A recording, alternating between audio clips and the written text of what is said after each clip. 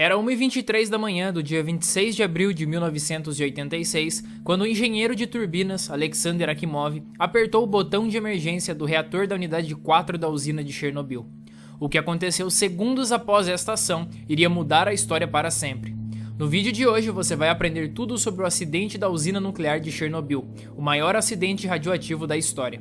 Além de entender a sua história, iremos também tentar descobrir quem foram os culpados por esta grande tragédia e qual a punição que receberam por isso.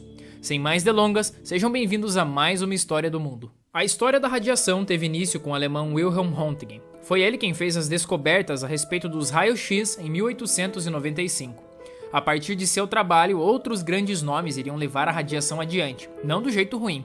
Marie Curie e seu marido Pierre foram responsáveis por aprofundarem as pesquisas neste campo e descobriram 3 novos elementos: tório, polônio e rádio. As ondas emitidas por estes elementos químicos foram chamadas de radiação. Sua descoberta de que o rádio fosforescente destruía as células humanas doentes mais depressa do que células saudáveis iria revolucionar a indústria no começo do século XX. A partir deste período, a radioatividade iria se tornar uma espécie de febre e tratamentos médicos que prometiam milagres começaram a surgir. Até a década de 40, a população não fazia ideia do quão perigoso o elemento rádio podia ser. Afinal de contas, medicina era apenas uma de suas utilidades mágicas, e a mais interessante para as grandes potências era a energia. Em 1939, uma descoberta determinou que o núcleo do átomo, quando se divide, libera quantidades enormes de energia. Essa descoberta gerou a teoria e a possibilidade de utilizar esta energia em navios, armas de destruição e, finalmente, fábricas e cidades. Com o avanço das pesquisas e armamentos nucleares pelos americanos, o governo soviético não demorou a dar início ao seu próprio programa nuclear. Em 1948, a União Soviética colocou em operação o seu primeiro reator produtor de plutônio em Mayak. Apenas um ano depois, eles testaram sua primeira bomba atômica no deserto do Cazaquistão. Nos anos posteriores à Segunda Guerra Mundial, o uso de energia nuclear voltou-se a aplicações civis. Em 1951, o pequeno reator experimental 1 se tornou o primeiro reator gerador de energia elétrica do mundo, sendo capaz de acender a assombrosa quantia de 4 lâmpadas. Com o passar do tempo, os Estados Unidos iria criar várias usinas nucleares, e na União Soviética a situação não seria diferente. Quer dizer, na questão de segurança, com certeza seria. A usina nuclear de Chernobyl começou a ser construída em 1970, perto da fronteira norte da Ucrânia, a 15 quilômetros da cidadezinha de Chernobyl. O local escolhido era uma ótima localização, já que ficava a uma distância segura da capital e próximo do rio Pripyat, que daria disponibilidade de água. Ao mesmo tempo em que a construíram, também era levantada a 9ª cidade atômica chamada Pripyat. A cidade, localizada a apenas 3 quilômetros da usina, iria abrigar os 50 mil funcionários e também suas famílias. Quem supervisionou a construção desse projeto foi o especialista em turbinas Viktor Bryukhanov, que seria nomeado diretor de Chernobyl. Devido à falta de suprimentos e equipamentos, a entrega do projeto acabaria sofrendo 2 anos de atraso. Somente em 1983 é que as 4 unidades estariam prontas com seus respectivos reatores. O modelo destes reatores é uma grande parte dessa história. Tratava-se de um modelo projetado pelos soviéticos, o chamado RBMK-1000. Este reator trabalhava com um moderador de grafite e resfriamento à água fervente, algo que para sua época já era ultrapassado. No entanto, era barato, potente e de fácil construção. A maior prioridade em uma usina nuclear é impedir uma liberação radioativa. Sendo assim, é necessário uma cultura de segurança que preveja todos os problemas possíveis. Em uma usina nuclear moderna, existe um escudo metálico quase inquebrável envolvendo o reator, chamado de vaso de pressão. O RBMK não usava o vaso de pressão devido ao seu custo elevado. Ele apenas utilizava concreto armado que contornava os lados do reator com o chamado escudo biológico, em cima e embaixo. Além deste corte de gastos, o projeto do reator também teria outras falhas, como a falta de um edifício de contenção e também um defeito fatal que levaria à tragédia. Em novembro de 1975, um acidente na usina nuclear de Leningrado revelou um defeito grave no sistema de segurança do RBMK. Durante este acidente, o reator atingiu o dobro de sua potência estimada controlável, e quando os operadores tentaram utilizar as varetas de controle, que são cilindros compridos compostos de boro e grafite, que regulava e diminuía os níveis de energia do reator, nada aconteceu, e a velocidade da potência só aumentava. Felizmente, o defeito não levou a um acidente sério, mas as indicações de uma comissão do governo para a revisão de todo o projeto das varetas de segurança jamais foi levada a sério. O preço seria alto. Em 26 de abril de 1986, alguns minutos após 1 da madrugada, foi dado início a um teste na unidade 4 de Chernobyl.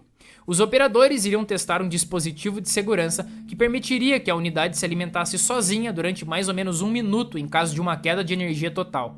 Naquela madrugada, estavam trabalhando 176 homens e mulheres na usina e mais 286 operários na unidade 5 logo ao lado que estava sendo construída.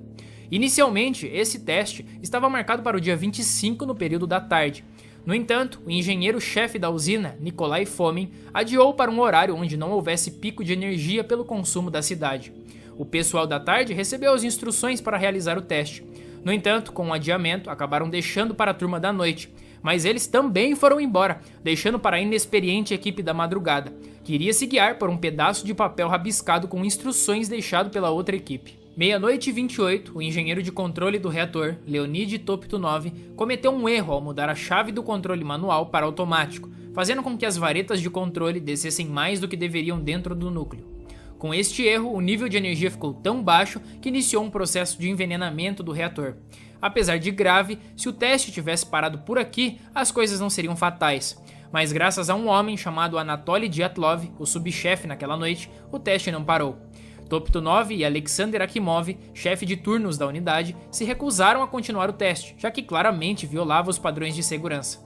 Dyatlov, após ficar zangado e brigar com os dois, conseguiu com que continuassem o teste. À 1 da madrugada, a dupla conseguiu subir um pouco a potência do reator, retirando metade das varetas de controle. Mas, como não era suficiente, eles desligaram os sistemas automáticos de segurança e ergueram manualmente mais varetas até restarem apenas 8 varetas de controle de energia totalmente inseridas. Em condições normais, os sistemas de segurança já teriam desligado o reator várias vezes. O nível desejado de energia para o teste ainda não havia sido atingido, e Dyatlov fez com que continuassem, mesmo com toda a instabilidade. À 1h23 da manhã de 26 de abril de 1986, Alexander Akimov tomou a decisão de pressionar o botão de emergência para iniciar um desligamento rápido. Isso fez com que todas as varetas de controle começassem a lenta descida para o núcleo. Sua decisão humana iria somar-se a uma falha mecânica que mudaria a história. O projeto do reator tinha um defeito fatal. No momento em que a parte de grafite da vareta começou a entrar no reator, houve um aumento na produção de calor e vapor. Este calor fraturou os canais das varetas, que fez com que 200 varetas ficassem alojadas no centro do reator nuclear. Apenas 4 segundos após pressionar o botão de emergência que deveria reduzir a energia do reator, a produção de energia, pressão e calor do combustível aumentou drasticamente. 18 segundos após, o vapor sobrecarregou totalmente a unidade 4 de Chernobyl, e uma explosão de vapor ergueu o escudo biológico de 450 toneladas, deixando o reator nuclear exposto.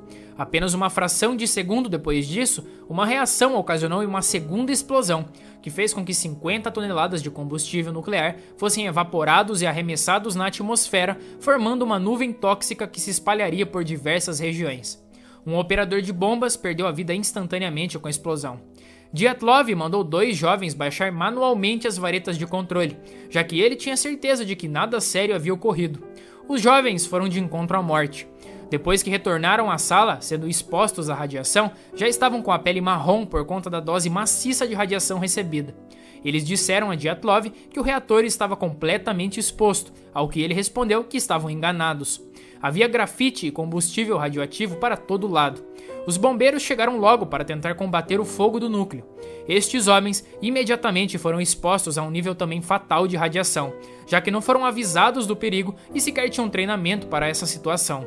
A partir daqui, decisões políticas do governo soviético tornariam a situação muito pior do que já era. Desacreditando dos níveis de radiação, Bryukhanov relaxou. Ele e outros membros do Partido Comunista local se reuniram para discutir a evacuação de Pripyat.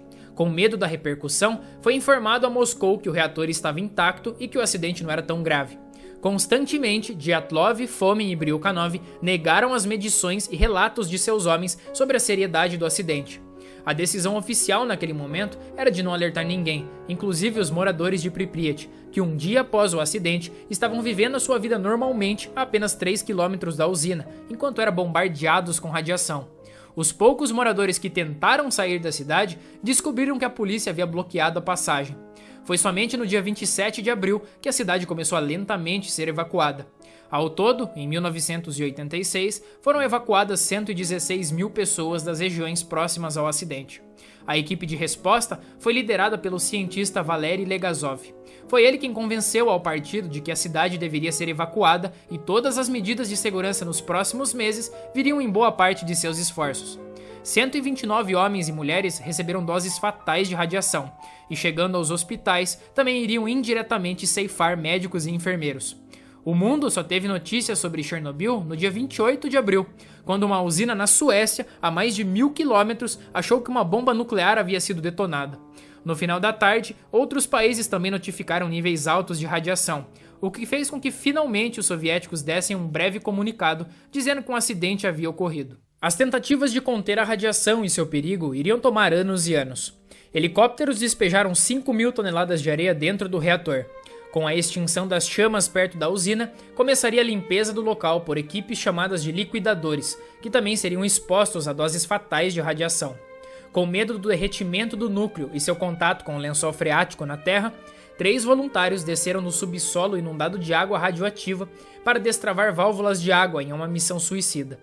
No mês seguinte ao acidente, mineiros seriam recrutados para uma operação que consistia em cavar um túnel que abrigaria um resfriador para o reator. Os mineiros, que trabalharam 24 horas por dia, estavam expostos fatalmente o tempo todo.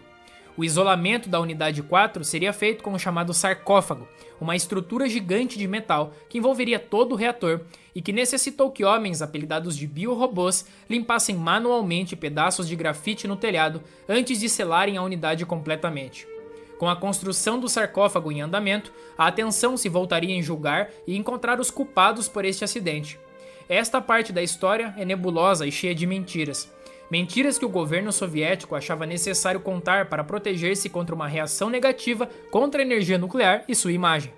Entre os possíveis culpados estavam os operadores da sala de controle, cientistas do Instituto de Kurchatov que projetaram a tecnologia do reator, ministros de construção de máquinas médias que aprovaram o reator mesmo ciente das falhas e membros do Comitê de Segurança da Indústria de Energia Atômica. O Conselho de Ciência e Tecnologia, que debateu sobre a culpa do acidente, ignorou as falhas do reator e decidiram colocar a culpa nos bodes expiatórios, os operadores de Chernobyl.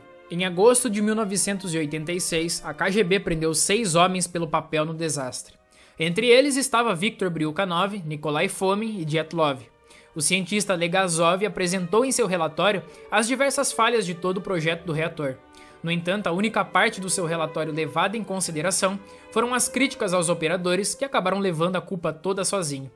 A grande ironia da história é que os homens que conduziram o julgamento e investigação eram os mesmos que projetaram o reator defeituoso.